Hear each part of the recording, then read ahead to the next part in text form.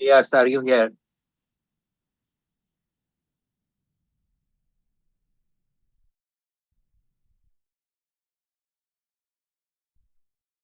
Fawad, Istiak, are you here?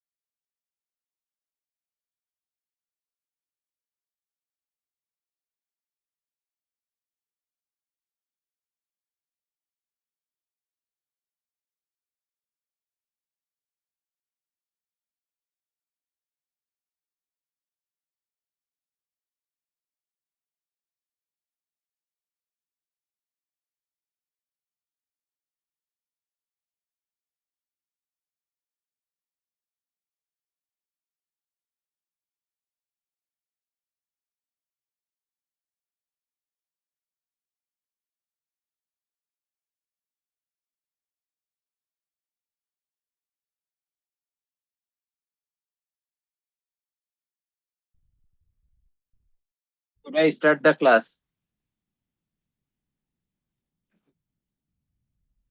Yes, sir.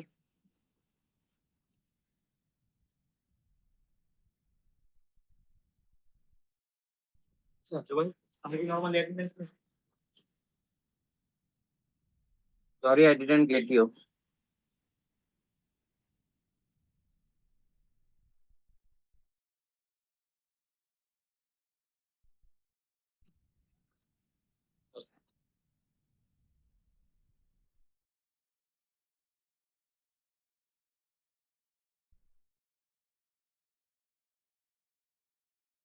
So, in the last couple of class, we have been studying different types of DC to DC converter. So, first we started with the buck converter, and then we studied a boost converter, and then buck boost converter. But we said that for buck boost converter, actually, there is some pulsating current at the input and sometimes at the output as well. So in order to alleviate that problem, we also studied two new kind of converter, which is known as Chuk converter and Sepik converter. So both Chuk converter and Sepik converter performs the same thing as that of a buck boost converter, but for the Chuk converter, uh, for the first three cases, buck boost and buck boost, we said that the energy is stored in an inductor, and then it provides that energy to the load during the next cycle when the transistor is turned off. But for the Chuk converter, you will see that as compared to the buck boost converter, where you have one inductor and one capacitor, for the Chuk converter and the Sepik converter, you will find you have found that there are two inductor and two capacitor, and the energy absorbed or stored in a big capacitor for Chuk and Sepik converter. And as for a Chuk converter, the polarities of the output voltage is a reverse of the input voltage, as we have seen that for buck boost converter. But for the Sepik converter, we have found that for the Sepik converter, the output voltage has the same polarities as that of the input source voltage. But the improvement that you get for Chuk and Sepik converter is that the pulsating current at the input and output current is drastically reduced, although you need to have a higher transistor and diode rating. As you can see, for the buck boost, the current through that diode and the transistor is same. That is the for the Chuk and the Sepik converter, the current through the diode and transistor is the sum of two inductor current. So the current through that transistor or the diode uh, will be higher as compared to that you see for the buck boost converter. But the ripple factor or the pulsating waveform that we have been discussing is a concern because a sudden change, a drastic change in voltage and current that can damage the properties of some elements. So in order to avoid that one, we can use a Chuk and Sepik converter. So today we'll start a new chapter, but before going into that chapter in detail, first we need to learn about diode. This diode we have been talking here is basically a power diode. As you can see here, this is the construction of a single normal diode, which is known as signal diode. So as you can see, there will be an anode and there will be a cathode. So anode will be highly doped and it will have a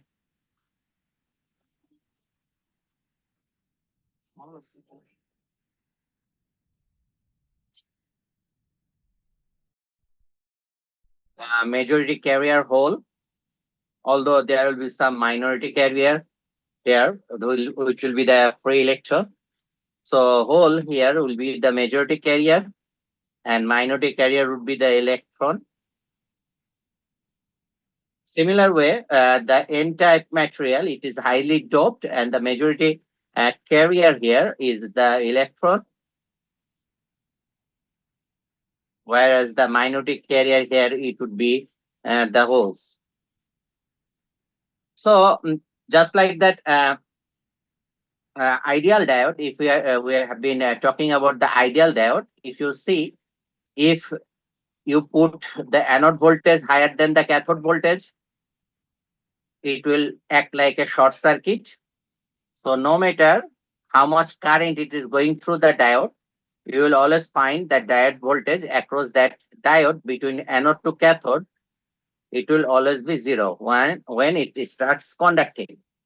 But if you put a reverse bias across it, it will become over open circuit. So this voltage here, it will act like a open circuit. So as much voltage as you can give, it will practically should withstand that one. But in practical case, as you can see here, for the practical case, typically there is a, when you have put a forward bias here, so before you put the any kind of biasing, there will be a depletion layer created because of the primary diffusion of the charges. So the electron, it will try to come into that region and the hole, it will try to go into that region, making a neat positive charge carrier here and the negative charge carrier here. So this region is actually depleted of any free carriers. That's why it is known as the depletion region. And when you put a forward bias means when you put a positive voltage here and negative voltage here. So until unless you have a certain voltage, so because of the depletion here, this voltage is basically 0.7 volt and it will act like a this voltage. So as long as your voltage here is not more than 0.7 volt, the diode will not start conducting here. But whenever you have a voltage higher than the depletion layer voltage, so when it becomes more than a certain voltage, which is 0.7 volt for silicon diode. So if you put more than that, then what happens? This positive charge is here, that is the majority carrier hole, because you are putting a positive voltage here. So the hole gets repelled by this positive voltage and they try to go into the N region. And similarly, as you applied a negative voltage source here, so the electron here will be repelled and it will try to go into the p dop or the p junction layer. So basically, when you put a forward bias here, current starts conducting as hole is going from P to N. Normally, the current is going in that direction. Although the negative minority carrier and the positive carrier, that is the minority carrier in this region, due to the negative charge and you are putting a positive voltage here, the electron will be directed in this direction and the hole actually it will be going in that direction.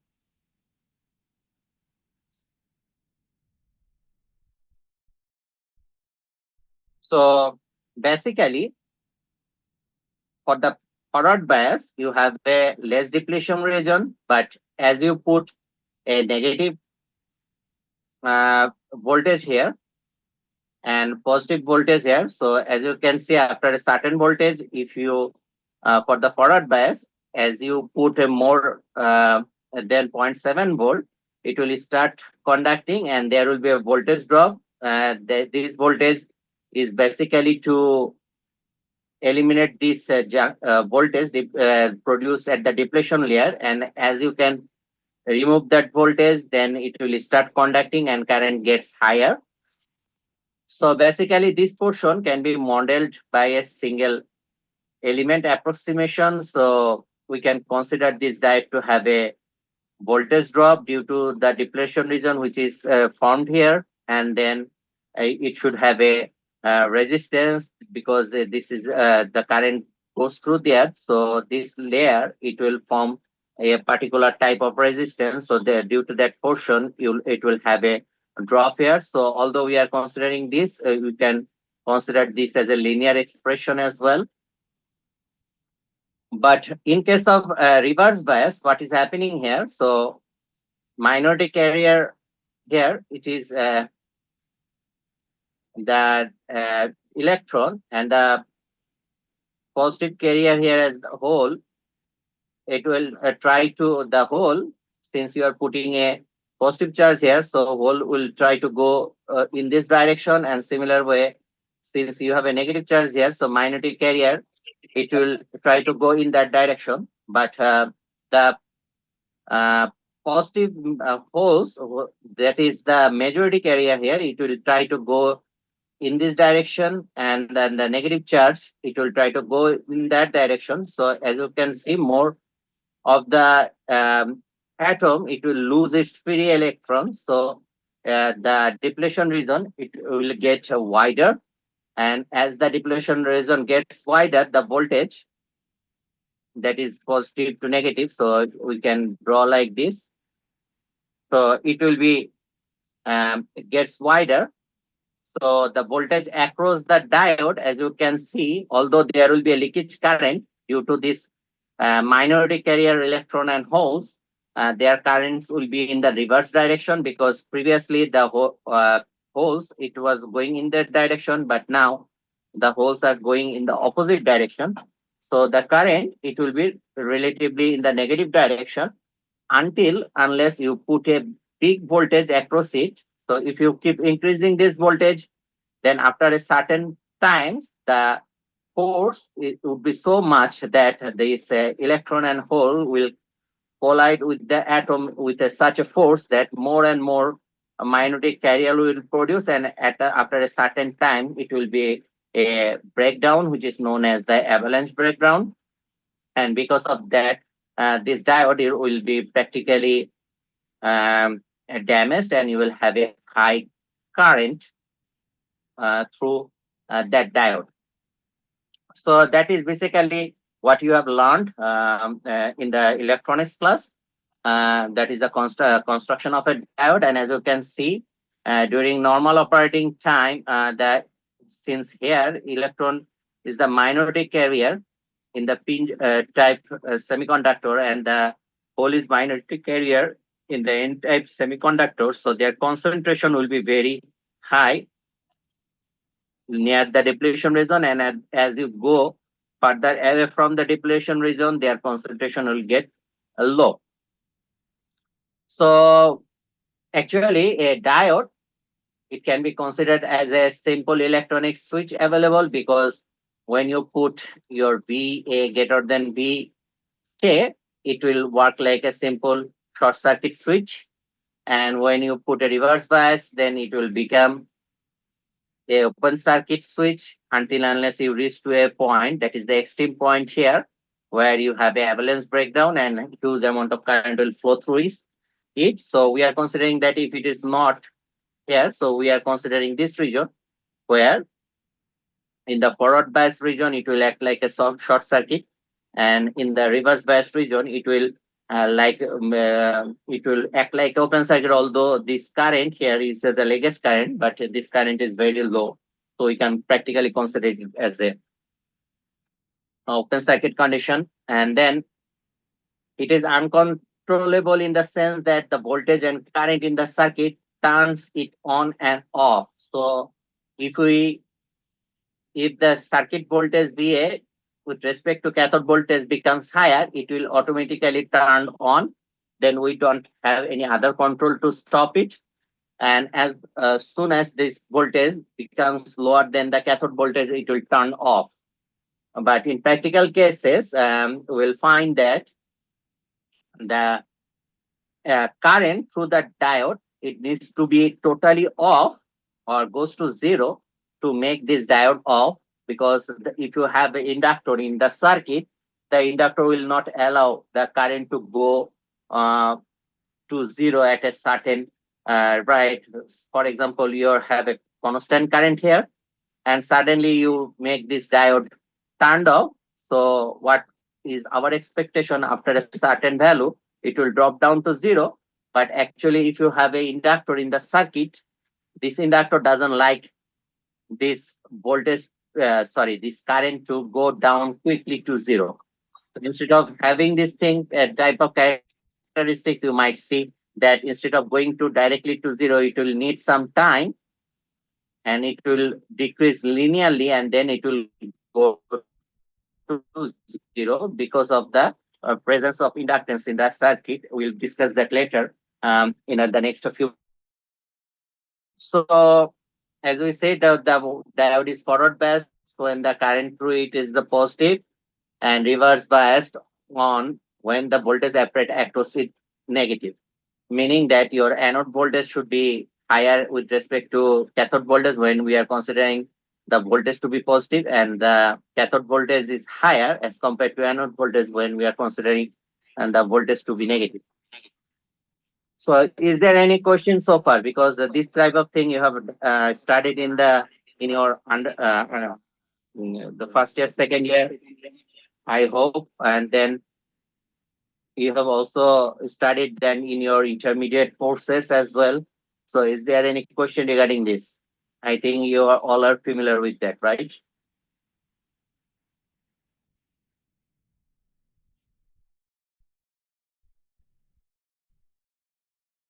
Yes. Any questions so far?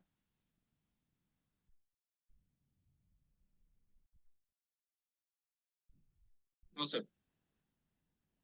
Okay.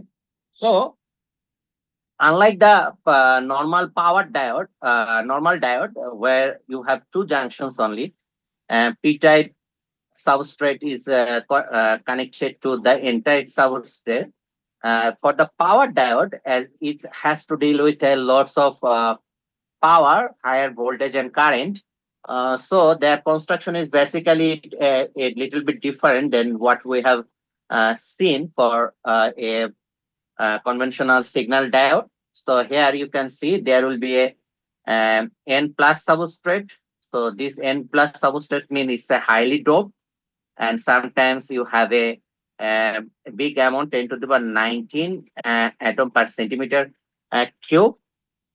The impurities, and then you have a lessly dropped N substrate which has a 10 to the power 14 centimeter cube rating, and then you have a tiny little area for P type, and this P type is also highly doped. So this P plus and N plus, they are highly doped, and in between the region which is N minus region, and that has less uh, doping as compared to the anode and cathode section. That is because whenever you put a negative, since the diode, it will carry a higher current, and it will have a peak inverse voltage that will be very high as compared to the normal signal diode. So if you have a bigger region here, so it will have a much more bigger depletion layer so that it can block a higher uh, voltage, be due to you have a higher area here, which was not possible for the diode because both P type and N type are directly connected, but we have a in between region here so that the depletion layer can be absorbed here, and the depletion layer can be very high as compared to the normal signal diode. So as you can see, if it is the conventional curve for the signal diode. So if this is the conventional diode for the signal diode, then what we can draw for the power diode, because of the less doped in minus section, so it can block a higher voltage, much higher voltage as compared to the signal diode. So their characteristics will be like this. It can block up to a much higher reverse voltage, and since you have a lessly doped region, so whenever you put a forward bias here, so if you put a forward bias there, this minority carrier, uh, the holes and the electrons, it will the electrons will be um, directed to get into that region, and the holes it will be directed to get into that region, and they will, since there is lessly doped here, but instead of you have a positive and negative charge getting into that region. So ultimately, the conduction area or the resistivity of this layer will be reduced. But having said that, it will this region, because of this region, this diode will have much higher resistivity as compared to what we have seen for that conventional signal diode. So since it has a lessly doped area here, so that the resistivity in this region will be high.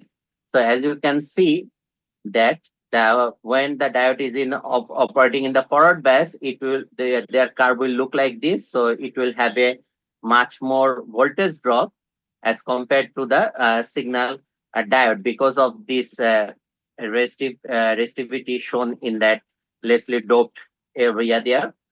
So what we have said, it is a mentioned here, unlike a power diode, in the unlike a low power diode, in the power diode, a lightly doped N minus of specified thickness is placed on top of heavily doped N-type substrate.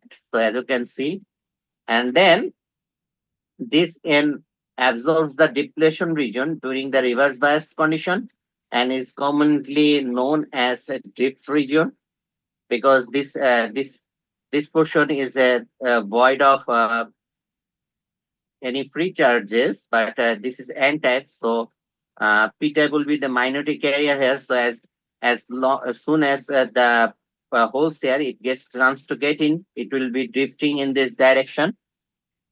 It will be drifted in the other direction. The positive charge, it goes into that one. That will be the diffusion thing. So, and typically, as I said, it will provide a much more higher resistive path for that diode. Although you have a positive hole and a negative electron coming into that region, and after some time it will its conductivity will get higher and the resistivity drops. But although the resistivity drops, the forward voltage here drop here would be around 1 volt, which was 0.7 volt for normal silicon signal diode. And the cross sectional area here, as you have understood, this current and the voltage rating of this power diode will be high. So the cross-sectional area, based on the current requirement, you have to design that. So the cross-sectional area is determined by the current rating of the diode. And there are some diodes can be classified based on the recovery time rating. What is the recovery time? We'll discuss that in within a few minutes. But before that, there are basically 4 types of diode that you can find for power diode application, and you can go through their description as given in your Harun Rashid book, chapter 2. So basically, they are rectified diode, where your recovery time gets in the microsecond range, and then fast recovery diode, their recovery time is in the nanosecond range, 200 to 500 nanosecond, and ultra fast recovery diodes, their recovery time is 32 to 100 nanoseconds. So these are for high switching, high frequency switching circuits. And there is a Schottky diode, so metal semiconductor junction. So basically, as you can see here, there are 3 layers for basic normal power diode. But if you consider a Schottky diode, So what you have here, there should this normal diode, the Schottky diode. Actually, this is the metal part, one part, and there will be n substrate. So the diode would look like that. And basically, for any type of diode, the current it produces is a combination of both majority and minority carrier. But for the Schottky diode, you'll you can study and you will learn that the current produced for the Schottky diode, it is basically the majority carrier because you have a metal here and you have a highly n-type material, so the free electrons and or the majority charge here will be high. So the current is produced mainly for the majority carriers. And for the Schottky diode, and if you have a silicon carbide Schottky diode, you will find that their reverse recovery time is almost zero. And if you want to see the symbol for Schottky diode, it will look like this. So this is basically the symbol for a Schottky diode. So then we are considering, we said that reverse recovery time. So now we have to know what is the recovery time and why we need to be concerned about the recovery time of the diode. So is there any questions so far? Any question?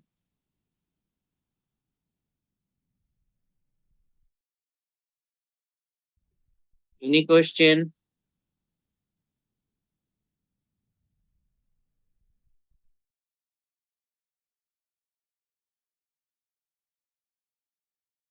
Any question? Okay, no question. Yes, sir. So are you there actually? Are you listening to my lecture or doing something else? So if I Sorry? I'm following you, sir. Okay. So now, what is the recovery time? So as you can see, it's a power diode. So the current through the diode will be very high. So as you can see, the amount of charge that it will deal, it will be very high as compared to the normal diode. So suppose you have a simple circuit, and here before that, we can use a inductor there because all the source, if it is a generator, you will have a inductor there, and then you have a diode, and then suppose it is connected to a resistance. So when it is reverse biased, meaning you are putting positive terminals here and negative terminals here. So as you can see, this entire thing here, it will be void of charges because all the majority carrier, that is the hole, they will be directed in that region, and all the negative charges, they will be directed in that region. So here, although you have some uh, a carrier that will be suppose this is positive, and this will be the negative charge carrier here. Sorry, negative carrier here. So the entire thing in between, it will be the void of charges. So as you can see, the depletion region will get wider here. That's why it can handle a higher amount of peak inverse voltage, as I discussed a couple of minutes earlier. It can handle much higher peak inverse voltage, but due to the presence of this thing, the lightly doped N minus region. So whenever it is forward biased, suppose this is plus, this is minus. So all the positive charge, it will be directed to here. And initially the resistivity of this portion will be high because there will be almost no free electrons or holes available here. But as soon as you put a positive voltage here and the negative terminals here, the holes and the electrons, it will be forced to get into that region, and they will start after combining with each other, they will be settled to a new value. So suppose here we are giving a waveform, source waveform. So suppose this is my time t, and suppose this is my source voltage Vs, which is Vs, and here from here we to here up to this point we have a positive voltage, that is my V1, like this, and then from here to here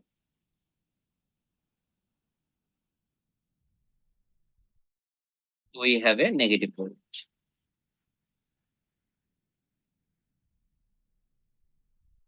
Sorry.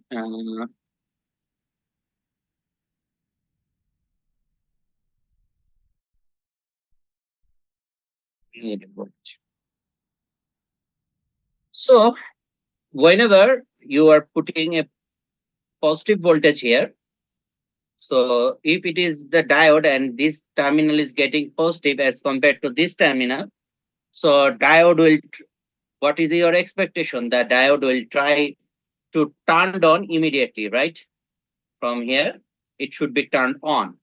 But since you have a source that has inductance, or you might have some elements in the circuit that have inductance, so the inductance, it will not allow you to the current to jump on like this. Rather, what this inductance will do here is it will try to increase the current in a linear manner so that the slope of this current becomes like this. And after, as soon as you see here, so this is the negative voltage, and here the current through the diode is getting higher. So the voltage across it, it should have a forward voltage drop like this. But since there will be a inductance effect, and there will be a, since they have the leads also, they will have some inductance characteristics as well. So the inductance, due to the effect of this inductance, you will find that the voltage here, although it should be in that position, but it will not stop like that. It will have a overshoot. And then after certain period of time, the current will be settled down, because as you can see, when you have a positive voltage and negative voltage putting here, so first what will happen, this negative current and the positive current will be dumped into that region, and after some time they will recombine and have a stable current there.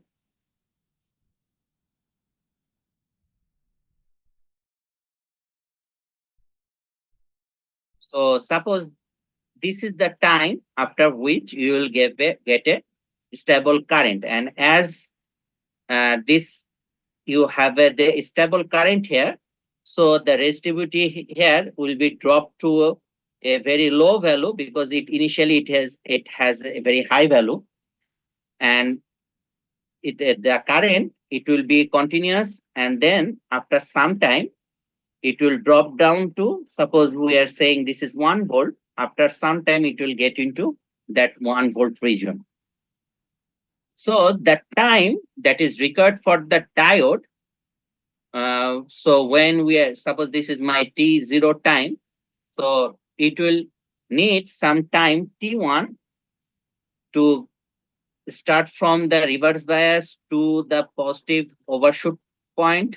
So this is my t1 time, and then after the current gets settled and the current starts to flow in a definite magnitude and but a stable magnitude, this time is required by the diode to get the voltage drop to the forward bias voltage drop that we have been discussing. So this is that T type 2 time. So this amount of time is needed for the diode when you put that positive voltage, but still it will be lagged by a certain amount of time, and this time is called forward recovery time.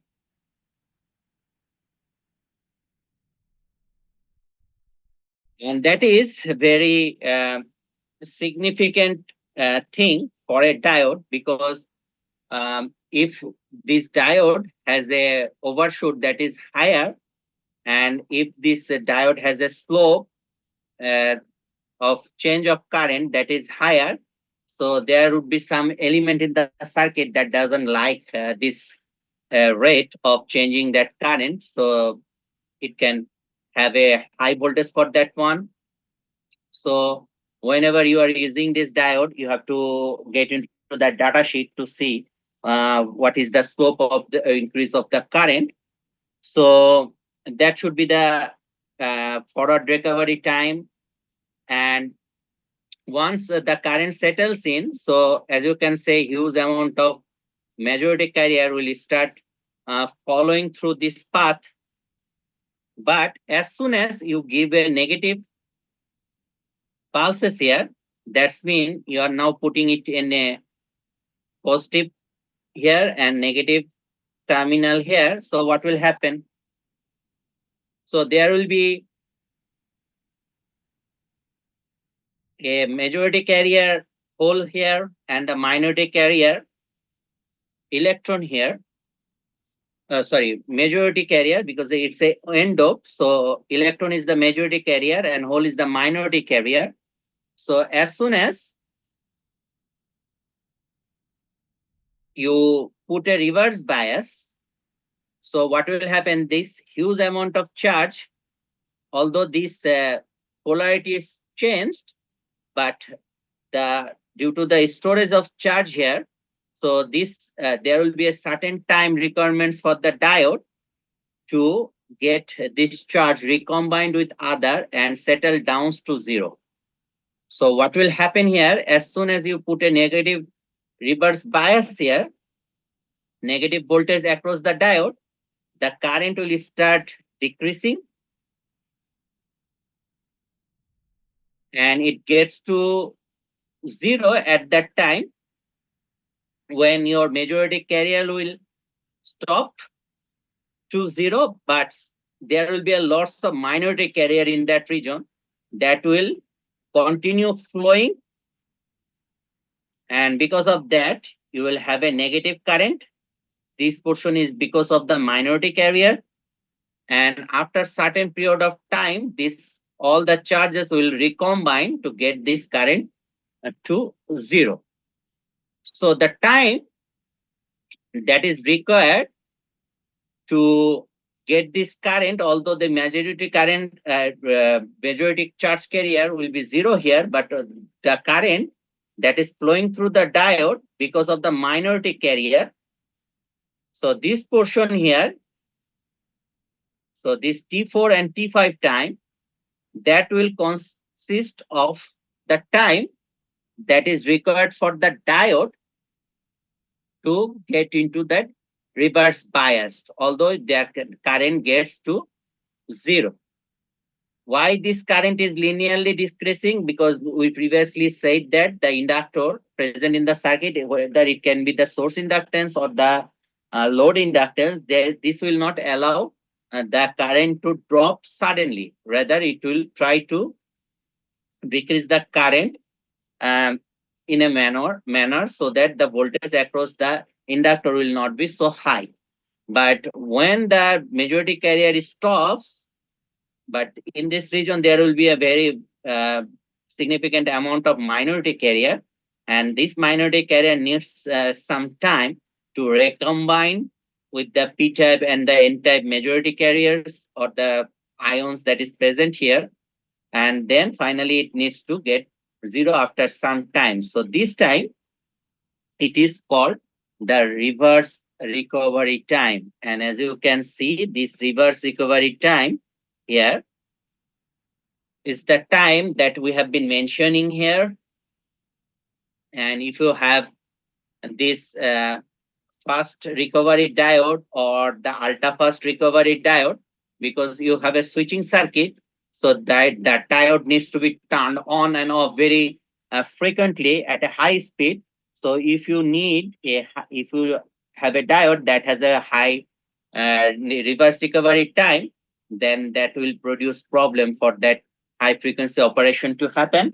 So that's why when you have a high frequency operation, so in that case, that rectifier diode, you cannot use that one, but rather you have to choose either of these three: fast recovery diodes or ultra fast recovery diodes or the Schottky diode. So here also, since you have a minority carrier, here this voltage, it should be dropped to zero here, because although you have a certain voltage current going to zero, but there will be some depletion region for which you will have some positive voltage, and from here it should be all the way back to the reverse bias portion. But since you have a minority carrier present, so it will take some time for the diode to get into that actual reverse bias position, which is here. So due to the higher concentration of charges and the presence of inductance in the circuit, what will have, you have a positive portion. When the diode needs to turn on, there would be some delay when you put the positive pulse, and then you will have a delay to actually the diode to get into the forward biased mode. Really, the forward biased mode, when it will act like a switch. So that delay time is known as forward recovery time.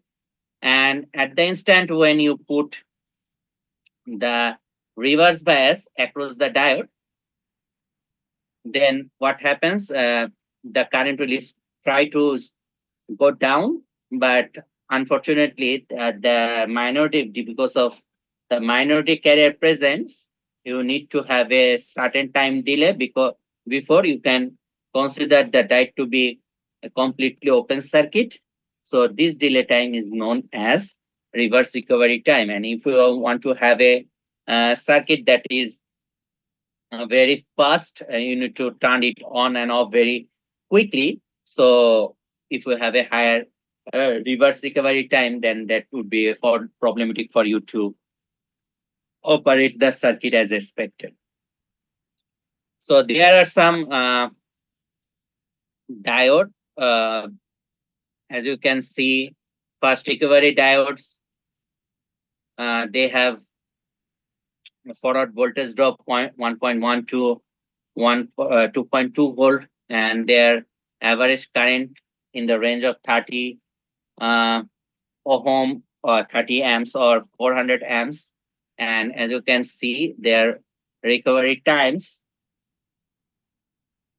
is very low as compared to the ultra fast one. But as you can see, the Schottky rectifiers or silicon combined Schottky rectifiers, they have zero reverse recovery time. Meaning, as I said, for Schottky diode, you have a metallic body, one part, and there is another part that is highly doped. So the current flowing here, it is because of the majority carrier, not like the other power diode where the current flows for the more majority and the minority carriers. And as you see here, this charge accumulation here is because of the minority carrier that will be in that region, and it needs a certain time to recombine. But for the Schottky diode, you have a metal structure and then a highly doped one. So the current, it will consist of mainly the majority carrier. So as soon as you put a negative bias here, the majority carrier goes to zero, and there will be no minority carrier present in the circuit. Therefore, the reverse recovery time for the Schottky rectifier or the silicon carbide Schottky rectifiers, that will be very low, and it would be approximately equals to 0. So is there any question regarding what we have said so far? And as you can see, the breakdown voltage for typical this type of diode, it would be very high. So as you can see, the different model actually can bear up to a very high voltage, and their voltage rating will be very high as compared to the normal signal diode. So now, if sir I want to, yes, যখন forward bias তখন ডায়োডের যে voltage curve এই কার্ভটা sir একটু বলছি okay. So the thing is that when you put negative থেকে কেন শুরু হলো কার্ভটা এটা because we are considering this waveform like this. So suppose you have a negative pulse, then positive pulse, then again negative pulse, right?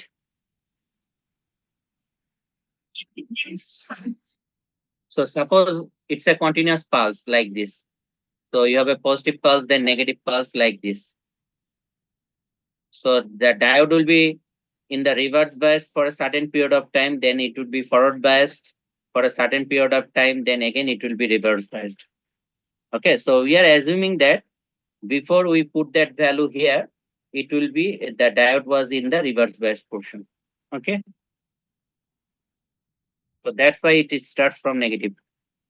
So if you have a diode that you start from here, T equals to 0, and that doesn't have any reverse bias before that. So what will happen, instead of coming from negative to positive, you will find that it will start from 0, and then it will have a shoot, and then it will go like this. Okay, you got my point? Yes, sir.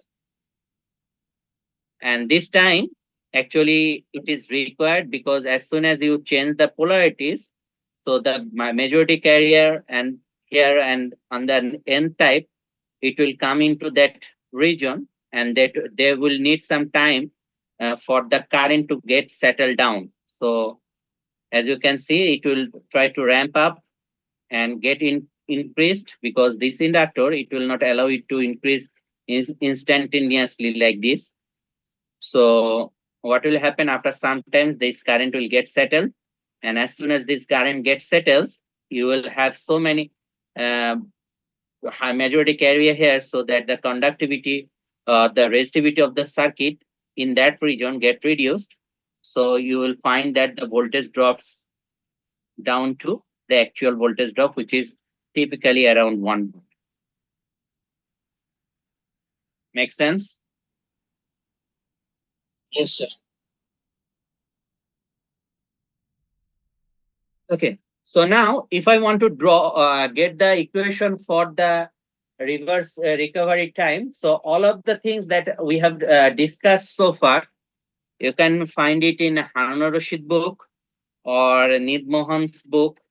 So they all are given, not like the waveform that we did and the structure that we discussed, but they have given some description. So you just go through it to understand what's happening here. And if you have any further question, you can ask me in the next class.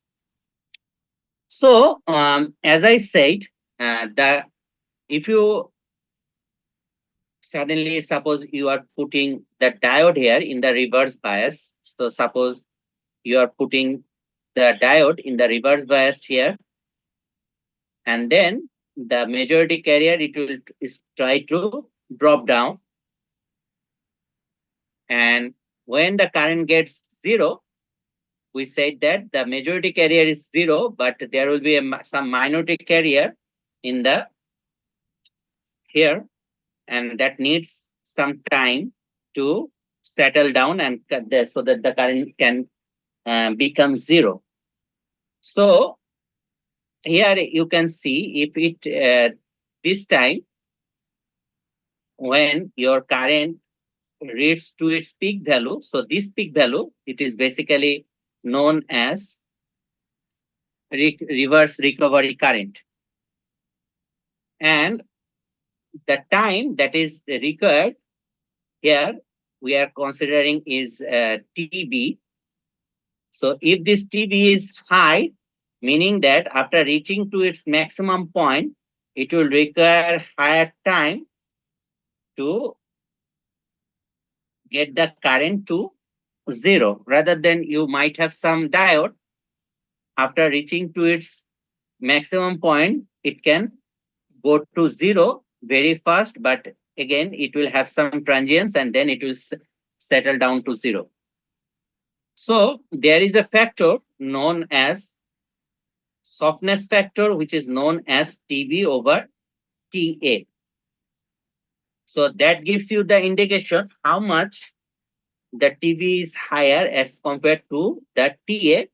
That is the time when the current becomes zero and the minority carrier starts acting, and to the time, the difference of the time when the current becomes the negative peak. So this time is called the TA, and after the time it reaches to its peak value, the time that is required for it to go to zero, this current, this time is known as your TB. So actually TB is taken as the 25% of the maximum current that you find here.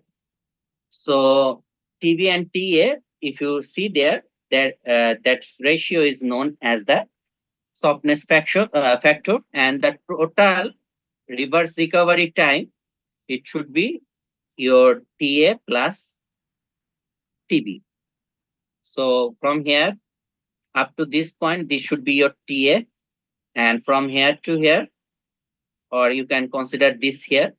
So this should be your TB. So the recovery time here, TRR, it should be summation of TA and your TB. Any confusion?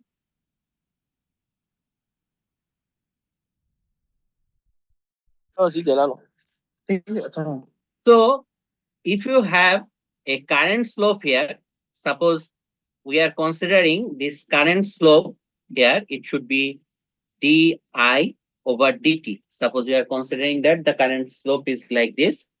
So then what should be your IRR? How can we write IRR? IRR should be what? The slope of the current multiplied by this time, right? Because the slope of the current is di over dt. So that should be in, suppose, microampere per second. And if you multiply with the time, t seconds, so what will happen? This second will cancel out. So you will find the current, right? And what is the time required for the current to reach its peak value? That is the TA, right? So how we can write IRR? It should be TA multiplied by di over dt, right?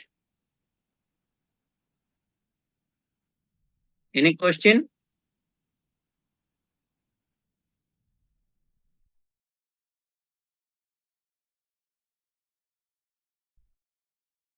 So suppose we are giving it equation number 1, and now we want to get the total charge,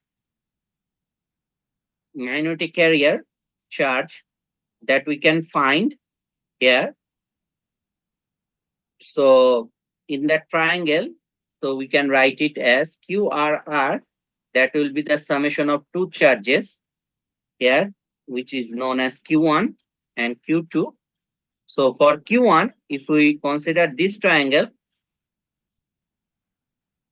if we consider the first triangle, then what should be the area of this triangle? It should be half multiplied by this length, which is TA, multiplied by this length, which is IRR. plus what would be the triangle area of this triangle? So half into TB. half multiplied by TB multiplied by IRR, right? So we can write QRR. It should be half. If you take common IRR, then you can write TA plus TB. So what is my TA plus TB? It should be your reverse recovery time, right? So half IRR multiplied by TR. So from here, what we can write, your TRR is 2 multiplied by QRR over IRR. It should be your equation number 2. And then from 1, we can write your TA is IRR divided by DI over DT. So this is basically 3. So if I multiply 2 with 3, what we can write? TRR multiplied by TA. So it should be 2 multiplied by QRR over IRR multiplied by IRR over DI over DT. So if we cancel it down, so if we can write TRR multiplied by TA, it should be equals to 2QRR over DI over DT.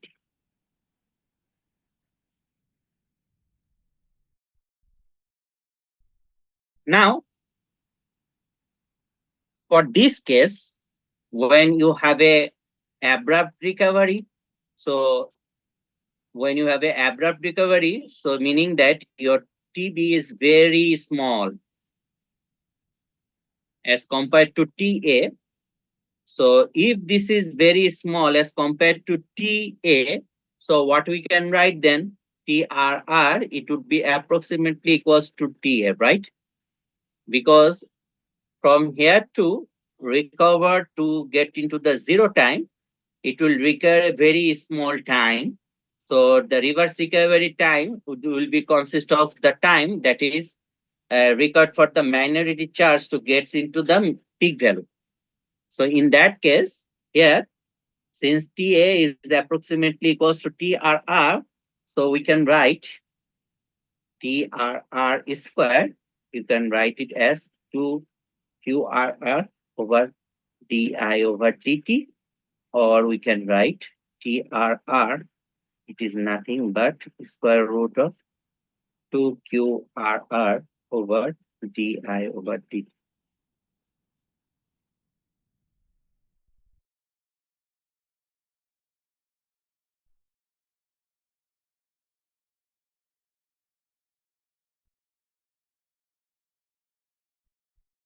Right?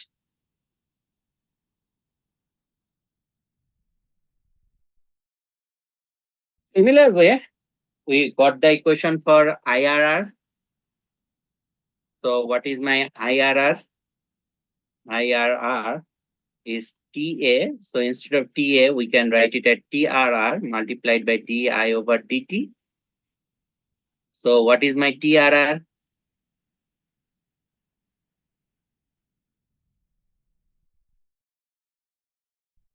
TRR is this value. So we can write it as 2QRR over DI into DT. And you have DI over DT outside. So if you put this thing inside, so what you can write? Twice QR over DI over DT. And then you can write DI over DT whole square. So if you cancel this out, so this equation, you can write IRR is nothing but your square root of 2QRR multiplied by DI over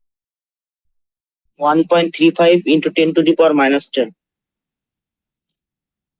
1.3 35 10 to the power minus 10. minus 10 coulomb. And then you need to find out IRR. So what should be your IRR? You can do it two different ways. So first, if you want to do that, you can do that because your TA is now TRR. So we can write it as IRR is equals to your TRR multiplied by DI over DT. So TRR is 3 and DI over DT is 30. So it should be 90 amps, right? So this type of math is given in Harun-Rashid book. Just to get familiarized with that value, just try to do that. That is given in the example as well as the exercise at the end of the chapter. So is there any question regarding what we have said so far?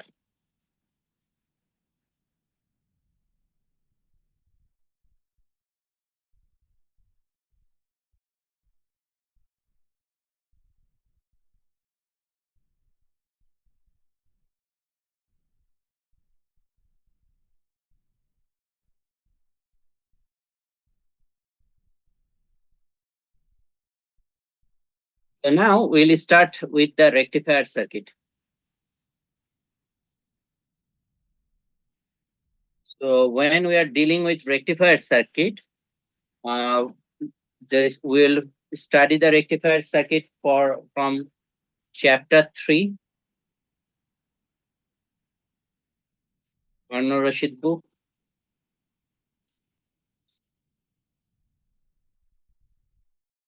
And let me tell you that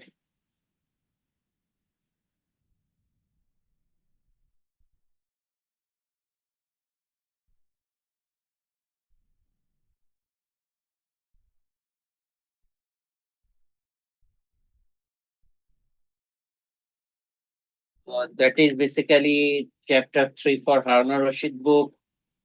And then chapter 12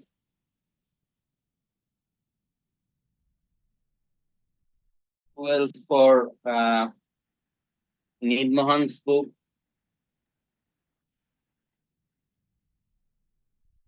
And chapter 4 for our book. Basically, same thing is described by all the books, but if you want to have a clear conception of the circuit, you need to go through these 3 books. So now, suppose, as you can see from the DC to DC converter also, the output, although it should have a constant DC value, but you will find that it will have some certain ripples, right? So meaning that it can be considered, suppose you have a waveform like this. So this waveform, as we discussed in the class also, it can be consist of 2 waveform. One is the DC one, which is given here, and another is the another is the wave like this. Yeah, tell me.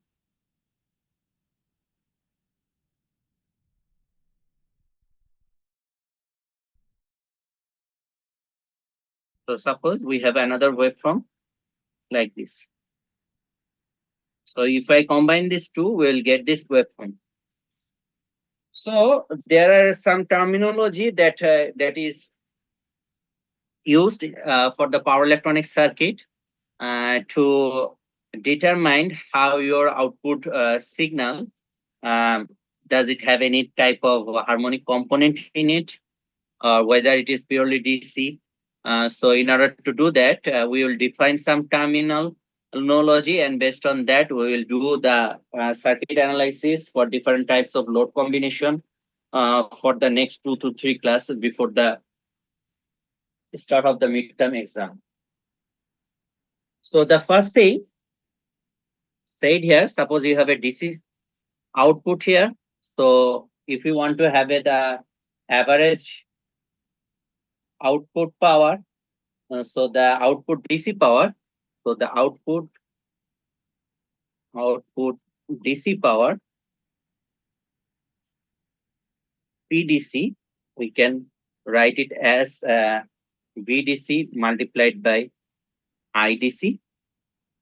So that is the DC power. So if I only consider this portion that doesn't have any components here superimposed on it. So what is the DC power for that one? So that we should give you the DC power output at the load.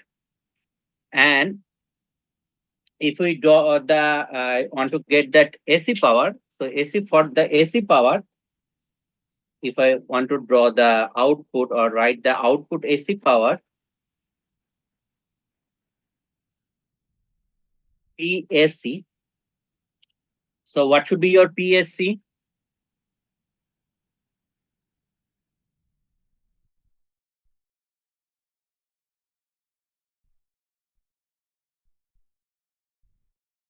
We are defining it as VRMS multiplied by IRMS. And for this one, your PSC RMS, PRMS will be consist of two RMS value. One is the PDC square plus here if you have a AC component, so that should be your PSC square. RMS value of the AC signal as well as RMS value of the DC signal. That should be your PRMS. So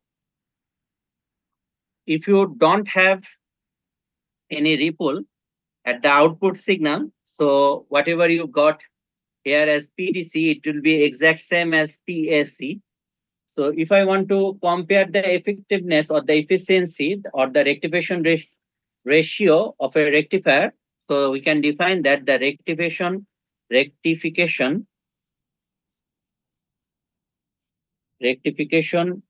ratio or efficiency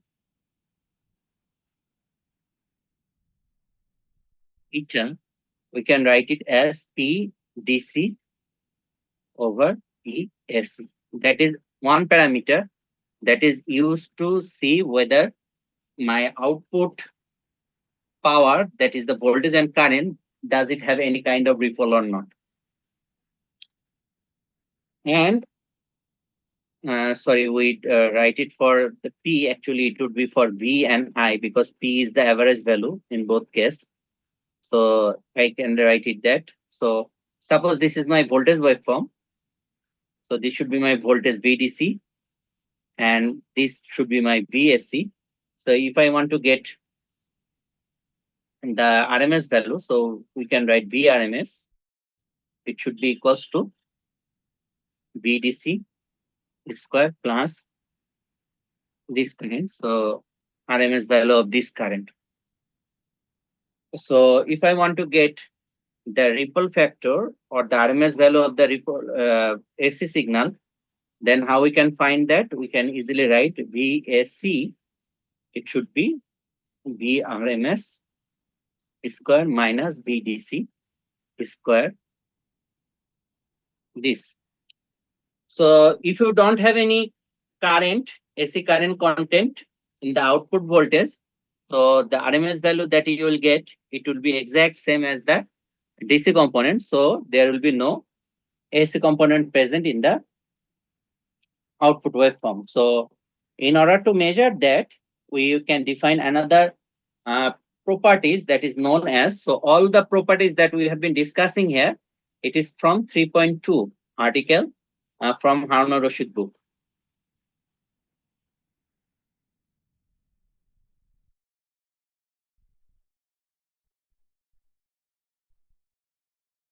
So the form factor that we can derive, so it is known as the form factor. It is also a measure of which is a measure of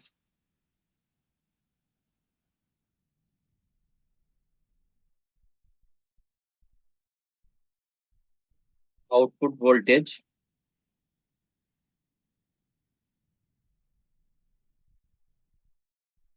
of the shape of the output voltage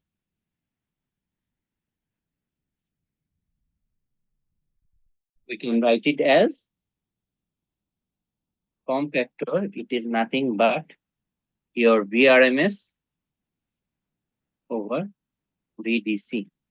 And if you don't have any AC component here, you will find that your VRMS will be exactly the same as your VDC. In that case, your form factor would be 100% or 1. Similarly, another term which is known as the ripple factor,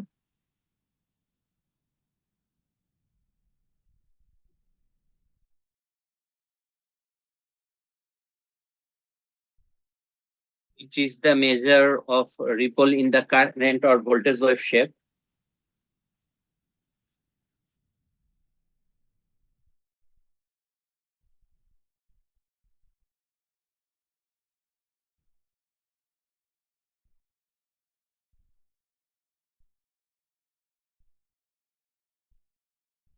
Can be defined as ripple factor. It should be equals to VSC over VDC. So instead of VSC, what we can write? VRMS square from here. So suppose this is my equation number. Okay, this is equation number 3. So let me give that equation number 4. So from 4 we can write VRMS square minus VDC square over VDC. So here we can write VRMS square minus VDC whole square over VDC whole square. So finally we can write it as VRMS over VDC whole square minus 1. Or VRMS over VDC is nothing but your form factor. So ripple factor, it can be written as form factor square minus 1.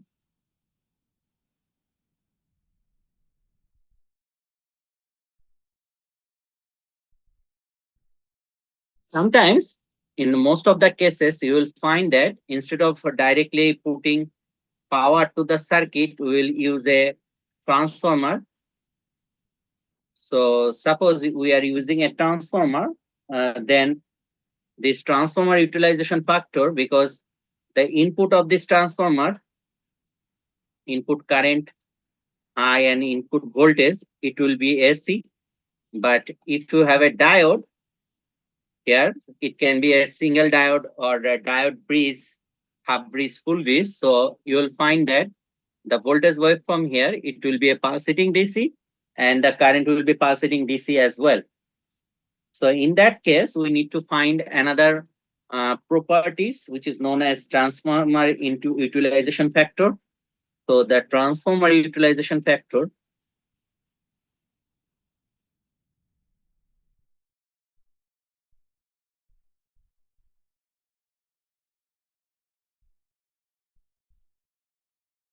EUF, it can be written as Sir. Walaikum Assalam. Please, could you repeat what you just said here about the transformer here before the transformer utilization factor? Sorry, I didn't get you. Could you repeat what you just said about the transformer before the transformer utilization factor? Okay, sure. As I said, suppose you have a circuit like this. So suppose you have a transformer primary, and then, for example, whatever you have circuit in that in your laptop. So suppose you are putting here 230 volt, but the transformer, if you need to have a DC to DC power supply, it needs to have a ratio so that it from 230 it can reduce up to 12 volt or something like that. So you need to have a transformer that can reduce the voltage from 230 to 12 volt. And in order to make a DC one, what we can do, instead of providing direct power to the load, what we can do here, we can use this with 4 diode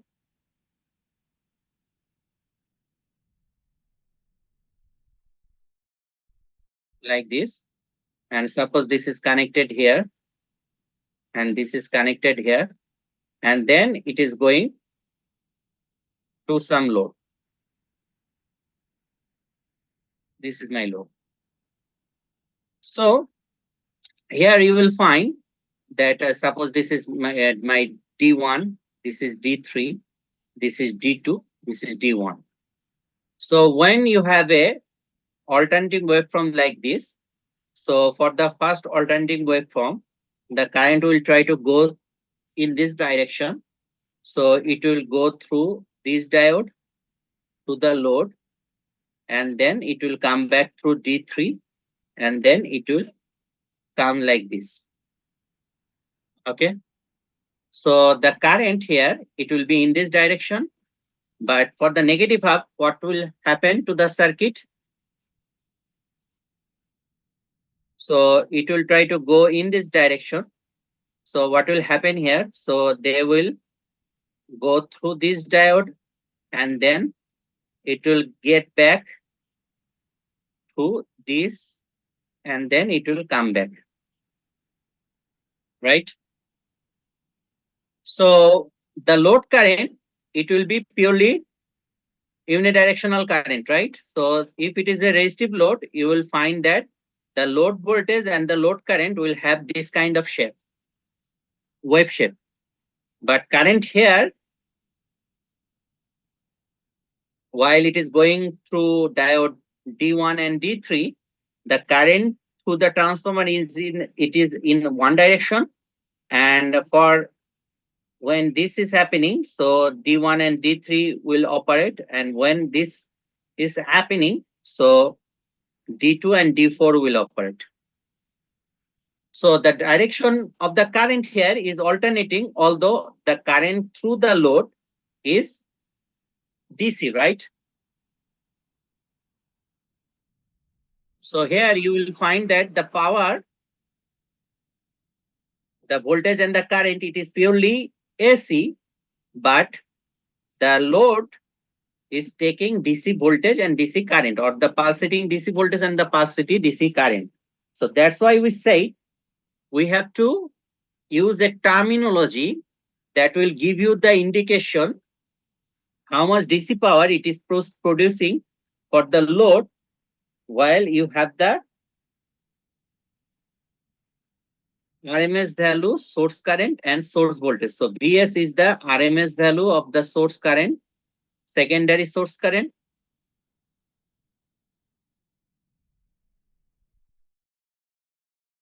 And Is is the RMS value of the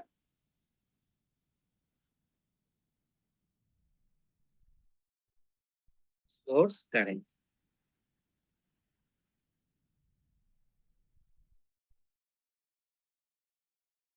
Okay. And one thing you all know, power factor. What is power factor?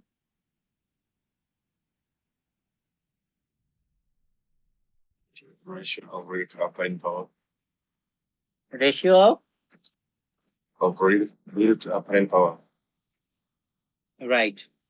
So power factor, since it is providing AC power here, so it should be the ratio of PSC over Vs multiplied by Is. So that should be your power factor. So let me, okay, so this is my equation number 6. This is my equation number 7. And this is my equation number 8.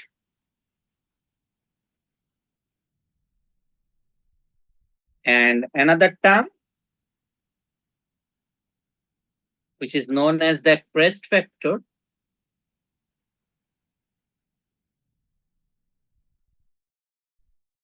CF, it can be defined as IS peak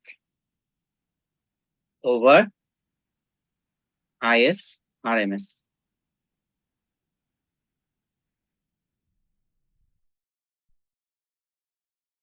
So these are the terminology that can be used to see how your how much ripple content you have at the output voltage and current. So can I have 15 more minutes? I need to cover up one very simple thing, then I can let you go.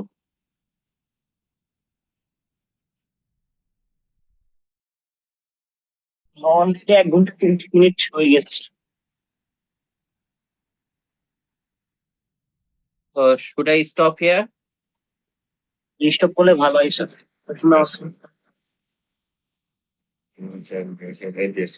Okay, so we'll stop here and we'll start from here in the next class. Okay. Yes, sir. Okay sir.